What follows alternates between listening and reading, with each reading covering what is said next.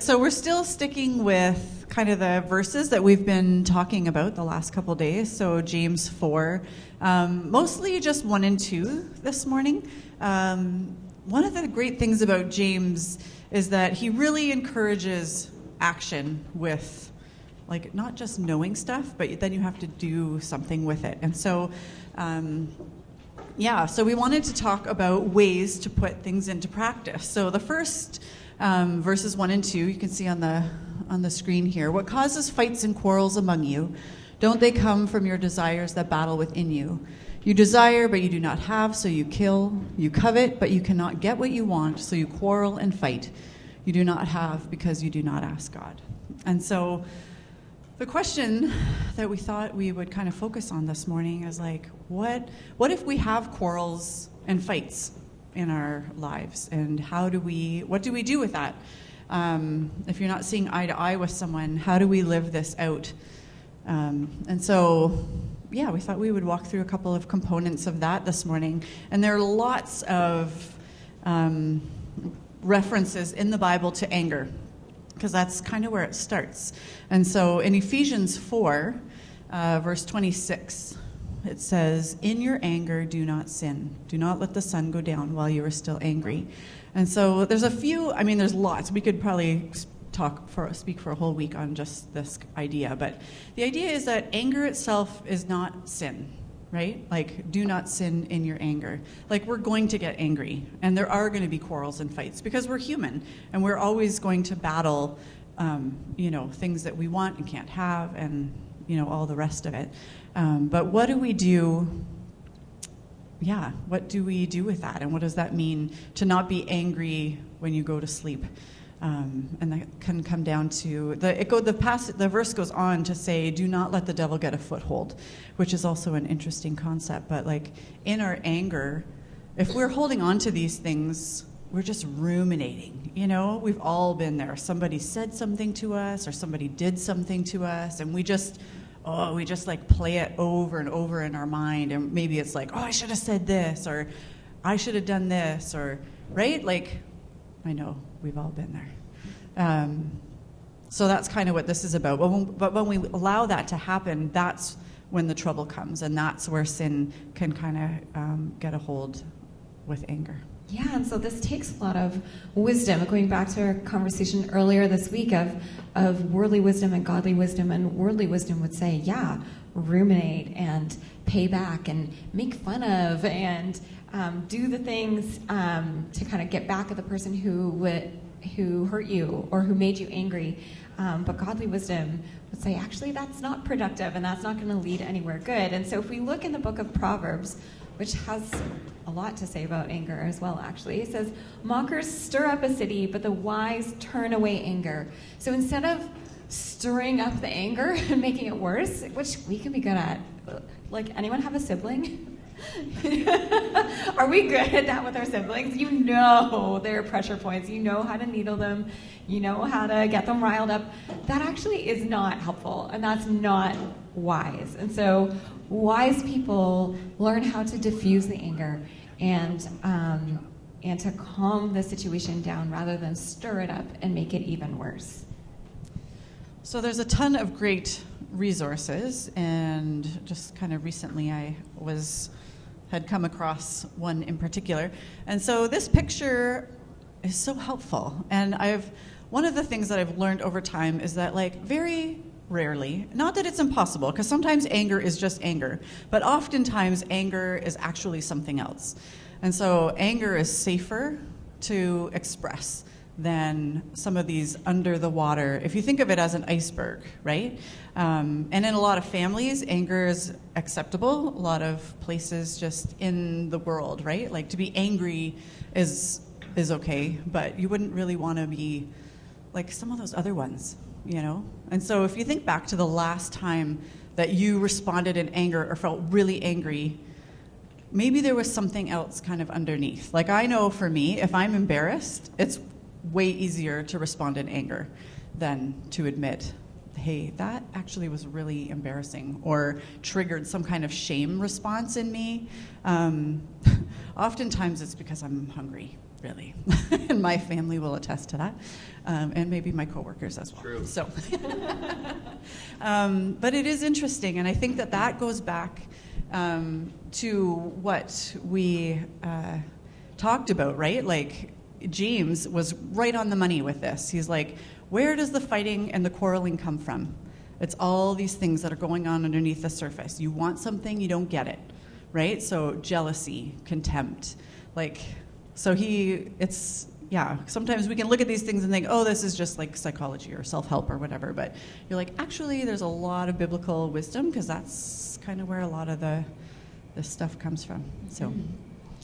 Yeah, so once you have identified, oh, actually I feel some anger, then what do you do? Like, how do you respond? How do you calm down? What are some things that help you guys when you are angry? Does anyone have? That's a for real question. That's like, yeah, I want you to give me an answer. Yeah. Be alone in your room, play some music. Get yourself away from the situation, maybe calm down. Yeah. You bother your siblings. You stir it up a little bit. Yeah. Yeah. As a way of like, at least I'm getting this out. Yeah. You read a book. Distraction. I'm in another world. I'm not thinking about the world I'm in right now. Yeah. Give yourself other things to do to get your mind off it. Be productive in another way. Yeah. Sleep. Yeah. Sometimes sleep can really help. Totally. Anyone else? You guys have some good thoughts? Yeah. Exercise. That's actually one of the points that I was going to make. So fantastic, because when you exercise, it is a way of like releasing all of those things that you're feeling, and it gives you brain chemicals that make you feel happy. So it's like a win-win of getting that emotion out, and your brain is producing stuff to make you feel better. Let's look at a few other ones. You already named exercise, and you already kind of named taking a time out of like, I need to leave this situation for a minute and calm down. And maybe that requires a quick conversation. Hey, I understand that we need to revisit this conversation, but it's not going to be productive if we do it right now because my emotions are really heightened. I need to take a step back for a minute. And that can be more productive because problems aren't usually solved when people are still angry. Recognizing your anger early. So trying to catch it before it gets full blown. So notice if your body is feeling hot, or if your like fists are starting to clench, or if you're starting to shake, or you just feel it rising in you. Do you know that feeling? It's different in everyone's body, but you recognize, oh, this is anger coming on. So try to preemptively make some choices before it gets full blown. One really simple technique is just deep breathing. And I know you're like, yeah, I breathe all the time, I'm alive, I know how to breathe. But when you slow it down and you actually count, so you breathe in and you count to 4, and then you hold it for 4 seconds, and then you breathe out for 4 seconds, and your brain is focused on the numbers, on counting, on keeping it slow. When you regulate your breathing, it slows everything down in your system, but also your thoughts aren't racing with other things because you're only thinking about counting, which is really, really simple, and it slows down your thoughts. So that is a really simple, practical strategy to calm down in a moment. Because if someone's like, calm down, that just amps you up more, or at least it does for me. To regulate your own breathing in that way is helpful. Exercise, like we already said. And even expressing your anger. And so this would be a once you've calmed down kind of a thing, not in the heat of the moment kind of a thing. But it is important to express your frustration and say, here's why I was angry. Here's the thing that you did that really hurt me, or here's what I'm responding to, and be able to a little bit more calmly and rationally express your anger and the legitimate reasons why you were feeling that way. And it's also helpful, again, this is why we try to recognize our anger early, is to think of the consequences. Okay, if I follow through on what my anger is telling me to do and behave right now, is that going to be helpful, or is that actually going to be worse in the long run? Am I going to have some mess to clean up because of that? Is arguing going to convince the other person that I'm right? Am I going to be happier after we have a fight over this thing, or is it actually detrimental?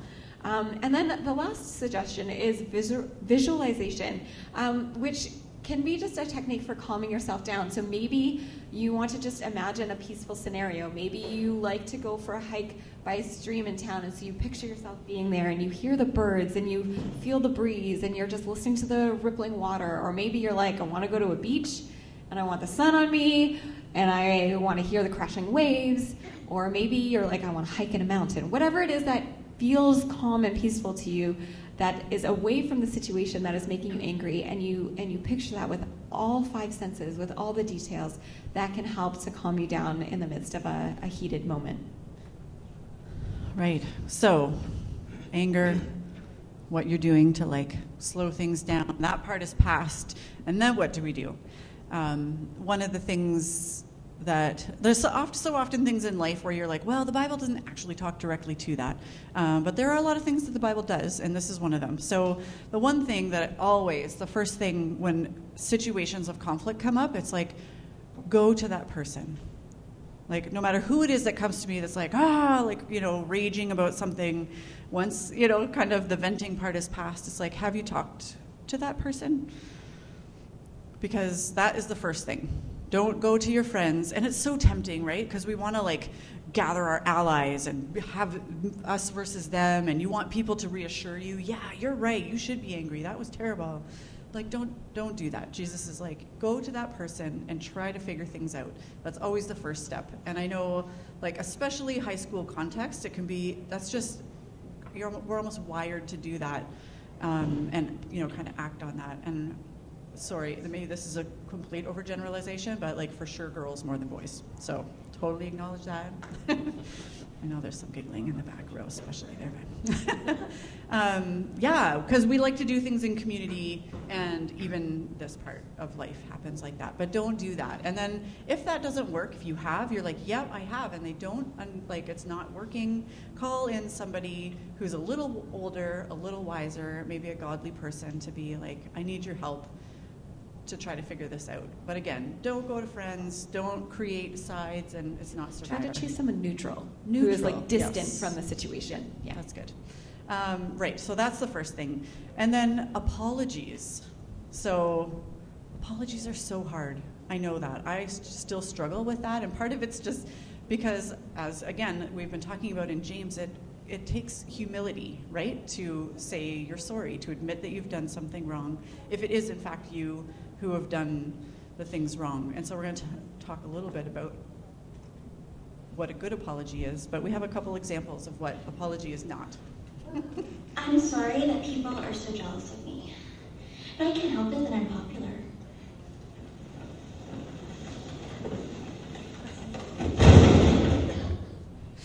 You can't talk about apology without that. Yeah. And John, I think, is going to come up and tell a story. Example. It is tough to follow. Gretchen Let you go first, maybe. A few years back, Mrs. Telford, secretary in the office, so she called me up on my phone and said, hey, your car just got, like, ketchup bombed, like, completely covered in ketchup. So I was like, wow, okay. So my first thought is, who did I upset? Like, who did I make really mad that they wanted to do that? So I went out, and sure enough, the little ketchup packets completely covered the whole car.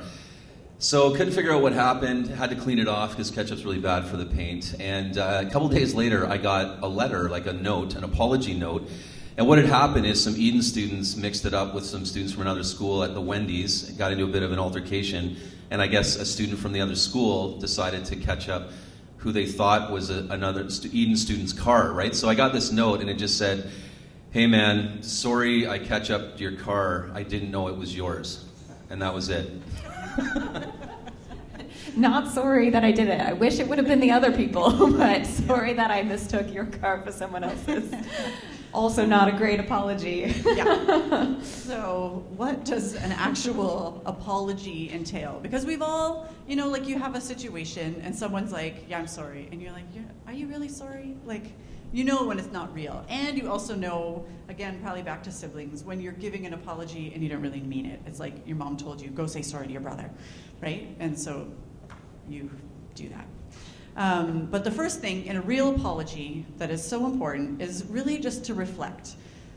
Think about what led to this problem, what led to the situation. And even if you feel like you had very little to do with it, that the other person really is like 99% at fault, there are always two people, right? So even if it's the smallest amount, to be honest about like maybe what you said or did that could have led to kind of the situation is always good, because it brings us back again to like more of a humble position, to recognize what actions we did to contribute to it. And again, it's easy, back to the iceberg, the anger iceberg. Like, we know in ourselves what provokes that anger, like what the real feeling is if we take a minute.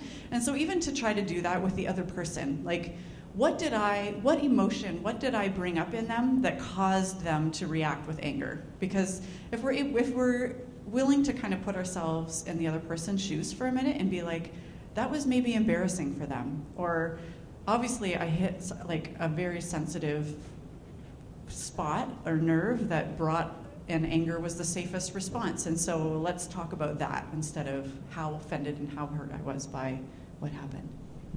Yeah, good reflection. And then when it's time to like own your part of it, you take responsibility, and you're like, yeah, even if they did a majority of things, you don't own their part, but you own what you contributed to that situation. And that's not, making an excuse like, oh, I'm sorry, I was just hungry, or I was tired, or you made me mad. It's owning your part and saying, I'm sorry for this specific thing, or it was wrong for me to this specific thing, to say this. And so you apologize specifically, I shouldn't have done this. I take responsibility for this. So you're showing them that you own your part of what happened. You know, this was my fault about this particular aspect of it, without making excuses.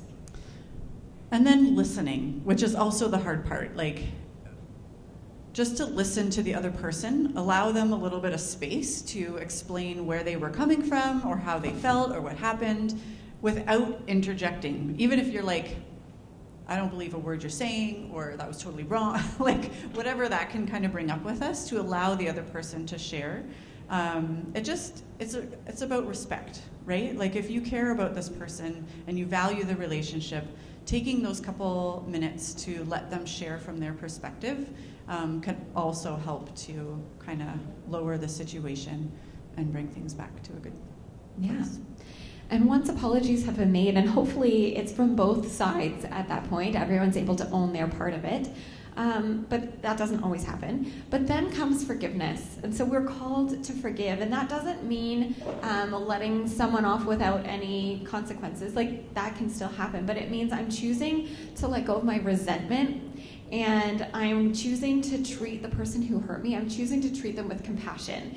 And so it's a decision that you're saying, I am not going to let the pain that was caused by this other person take control of me. I'm not letting it, I'm not letting it hold on to my life. And so we release that resentment, that anger, that shame, even if it was an injustice against us. And even though those reactions are reasonable and it's okay to feel those things, we're choosing not to hold that against someone else, and we treat that person with compassion, even though they don't deserve it. Yeah, one kind of like idea or like, I don't know, understanding of forgiveness that I heard a while ago and really found helpful is like holding on to a grudge against someone else is like drinking poison, hoping to hurt the other person, right? Like, that doesn't make any sense. And unforgiveness is kind of the same, because the other person is not experiencing you with the feelings that are involved in holding on to that grudge. Like, the other person is living their life. And so forgiveness is not about the other person, but like Megan said, forgiveness is about you and not letting it shape you and have power over you. What forgiveness is not is like in extreme situations, like it's not saying you wouldn't take legal action if it was that level of offense or injustice. Like, it doesn't mean that the person doesn't have to take responsibility or feel the consequences of their actions. It's not forgetting. Like, oftentimes we can kind of partner forgive and forget together, and it's nearly impossible. And so to hold that as an expectation is unreasonable. And it doesn't mean that you have to still be in a relationship with that person, even. The other person may not ever even know that you forgave them. that feels weird. Because forgiveness, that's not how forgiveness actually works. In reality, forgiveness is you letting go of the power that person's actions has on you. And so, yeah. Anyway, it's a lot longer conversation, but it's so important. Mm-hmm. Yeah, and so one of Jesus' disciples, Peter, asked Jesus, like, how many times do I have to forgive my brother if he sins against me? Like 7 times? And he's like, this is a lot of times if he does the same thing. And Jesus is like, not 7 times, but 77 times. Like, and that's not a literal keep count until you're done. That's like don't even keep track of it. You need to have radical forgiveness and radical compassion on people when they hurt you. And that's not that's not an insensitive thing. That's like following Jesus' own example of the radical forgiveness that God offers us over and over and over again. Because I don't know about you, but I have sinned against God more than 77 times. And I'm really grateful that he still continues to forgive me. And so that's the attitude that Jesus wants us to have, that he himself modeled for us. Again, though, that doesn't mean you keep putting yourself in a position for Right. someone to hurt you over and over. Like, that's Yes. a different You conversation. may need to set boundaries Yeah. to protect yourself. Yes. Good point. Thank you for clarifying that. But yes, that we are supposed to walk in forgiveness with each other. So today, let's consider our anger and kind of where it comes from in us and become more aware of those root causes in our own lives so that we can learn to deal with it in some healthier ways. And let's choose to own our part in conflicts and take responsibility for our actions or our words or the ways that we've hurt others and learn to give real good apologies, and let's practice forgiveness because we certainly want to receive forgiveness and we want people to consider our perspective and be compassionate towards us. So let's work on that with each other as well. Let's pray. God, thank you that you are a God who is so compassionate and who offers forgiveness. That Jesus, as you were dying on the cross, you prayed for forgiveness for the people who had put you there. And that kind of radical compassion and radical forgiveness is really mind-boggling for us. But we want to be more like you. So help us in our relationships, in our little conflicts, and in our big conflicts. God, would we submit ourselves to be more like you and to walk humbly and full of compassion and use wisdom that comes from you to navigate these relationships in a healthy way. God, as we go about our day today and we look forward to Flyer Fest this afternoon, we pray for fun and for safety and that it would just be a really awesome day. We thank you for it. Amen. One quick announcement before you go. Grade retreats, please get your forms in next week or as soon as you can, and we're really looking forward to that in the fall.